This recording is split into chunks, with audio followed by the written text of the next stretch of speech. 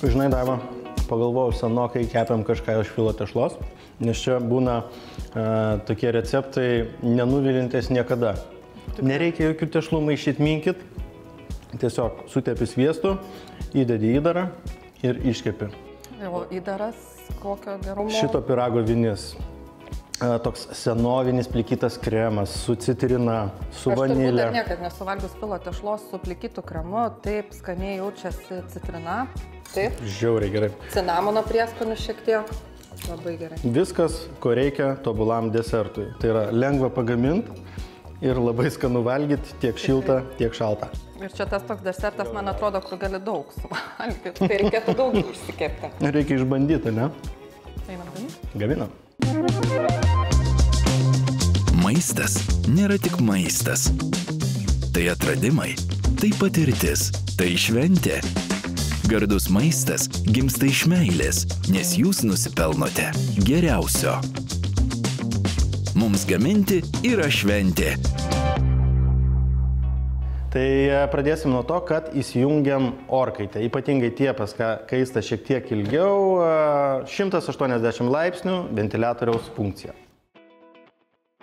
Ir dabar duosi dar man, taip? Kaip maišymo mėgėjai, tai darbas bus tau. Gaminsim plikytą kremą. Manau, kad tikrai daug kas virtuvė, net nežinodami, bandė daryti arba daro plikytą kremą, tikrai taip kulinarijoje. Tikrai taip. Bešamelį, pavyzdžiui. Tai į bešamelį, tarp kitko, šitas plikytas kremas ir bus panašus, kadangi jo pagrindas tirštinimo bus ne krakmolas, o kietųjų kviečių miltai, semolina miltai, kurie turėtų būti tokie smulkesni. Būna stambesni, būna smulkesni, tai reikėtų smulkesnių. Litras pieno, stiklinė cukraus, pusė stiklinės semolina miltų, vidutinė kaitra ir viską išmaišom, kad ištirptų cukrus.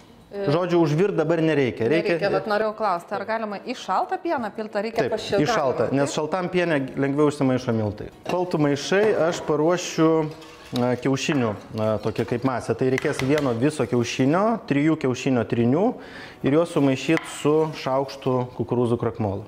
Truputėlį krakmolo vis tiek dedam dėl tos vientisesnės, tirštesnės tekstūros.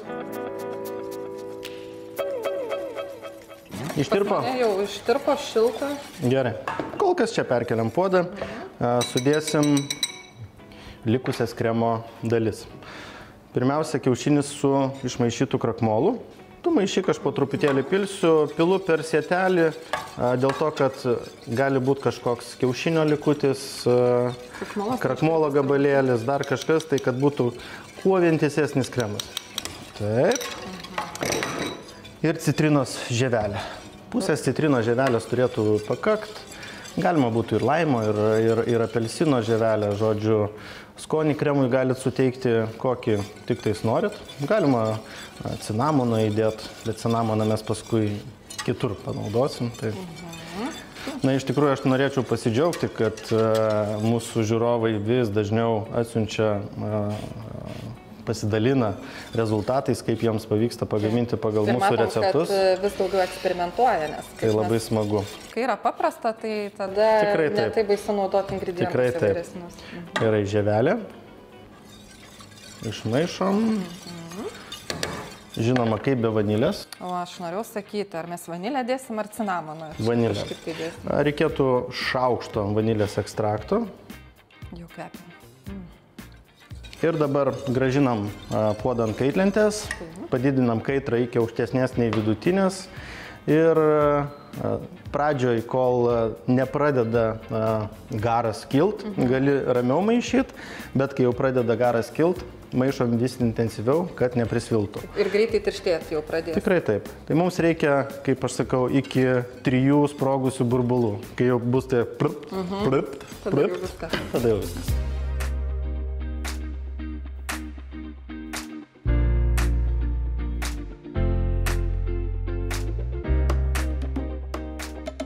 Viskas, vadinasi paruošta.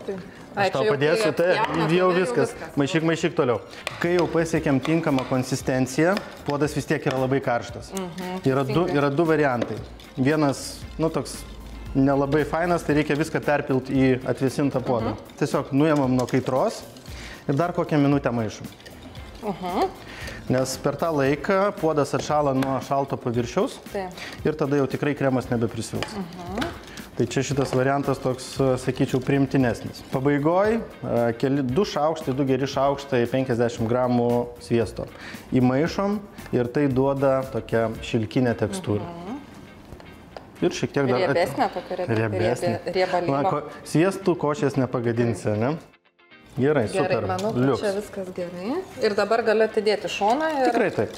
Tik tais uždengsim tam, kad nesusidarytų ta tokia apdžiūvus plėvelė. Gediminai, linksmoji dalis atėjo. Ne, aš čia sakau, darbeliai, kaip ten mokykloje, ne, būna. Toksai pyragams ar tartams skirtas indas ir filo tešla, ir sviestas. Aš renkuosi gy sviestą. Puikiai tiks ir paprastas sviestas, tiesiog paprastam svieste yra 18% įprastai pasukų, tai yra vanduo praktiškai, o vanduo šitai tešlai tiesiog nereikalingas. Jie drėkina ir tai nebūna, traškumo nelieka. Tai geriausia bus gy sviestas. Ir turim štai tokius filo tešlos lakštus. Sviesto kaip visada nepadaugina. Jie labai greitai džiūsta, tai reikės darbuotis greitai. Pradžioj imam štai tokį ir 2/3 įtesiam į indą. Tiek paliekam, jisai pabaigoj užsiklos ant viršaus. Išteplioji vėl. Dedam kitą lakštą. Tai kitą lakštą jau iš kitos pusės, kad būtų išlindęs trečdalis. Ir dabar taip sluoksniuosim, dėliosim taip, įstrižai, kol sudėsim 10 sluoksnių.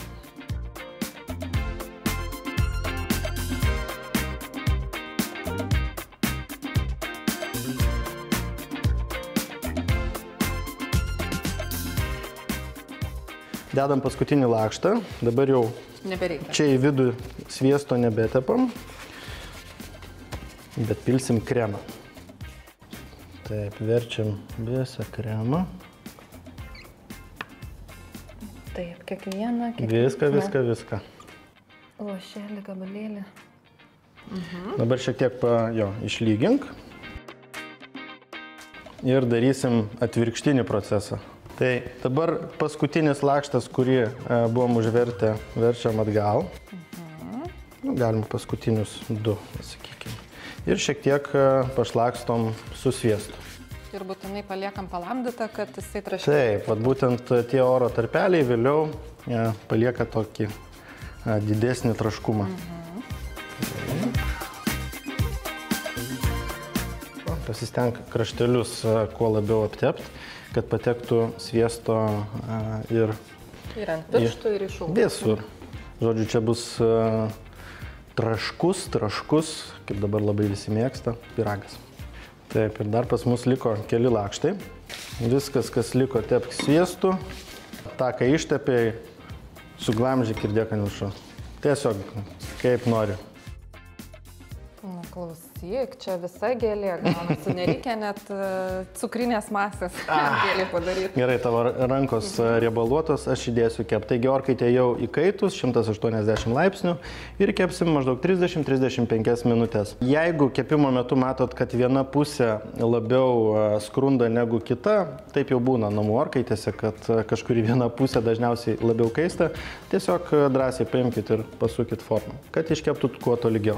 Taigi, kai gauna visas pyragas tokia tamsią, gintarinę, skaniai paskrudusią spalvą, traukiam iš orkaitės.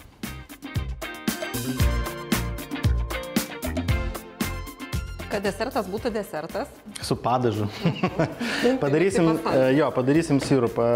Tai šitas sirupas tikrai labai paprastas. Turim pusę stiklinės vandens, reikia truputėlį atskiestą, ne? Cukrus 50 gramų, 3 šaukštus medaus. Medus suteikia tokią tekstūrą, kad vėliau sirupas nesikristalizuoja. Tai kai mes sujungiam 2 dalis, cukrų ir medų, gaunam tobulos konsistencijos sirupą. Cinamono lazdelė ir pabaigoj 1 citrinos sultis. Mums reikia užkaisti? Reikia, kad jisai užvirtų ir kokias 2 minutės ant vidutinės kaitros lengvai pavirtų, nugaruotų. O per tas 2 minutės sirupas iš cinamono ištrauks daug skonio.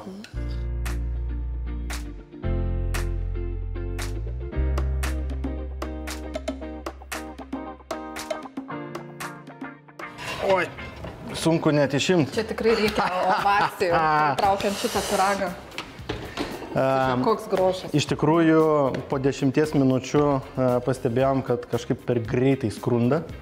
Tai iš ventiliatoriaus funkcijos perjungiam į kaitinimą į viršus ir apačią. Taigi... Niekad iki galo netikėkit, visada tikėkit ir stebėkit ir žiūrėkit. Taip, nes visų orkaitės skirtingos, tikrai taip. Kol jis karštas, truputėlį pašlakstom sirupu. Nedaug, nereikia jo viso užpilti. Šiek tiek pašlakstom ant viršaus, o visą kitą paliekam vėliau, kai jau atsipjaunam gabalėlį, užsipilam kaip padažą. Aš jau skubu, taip, iš karto.